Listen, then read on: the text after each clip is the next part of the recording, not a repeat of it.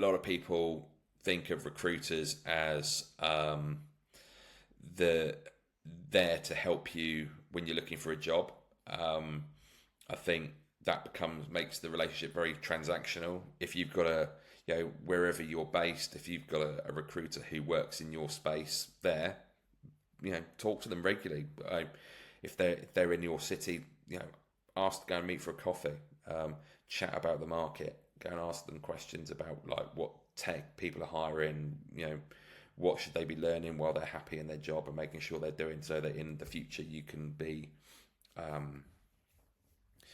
more hireable or more desirable from a hiring perspective. So building those relationships when you don't need them, so that when you do, they're already in place, and then people will be like, oh yeah, I've met that person multiple times or spoken to them. I would accept their CV and their application.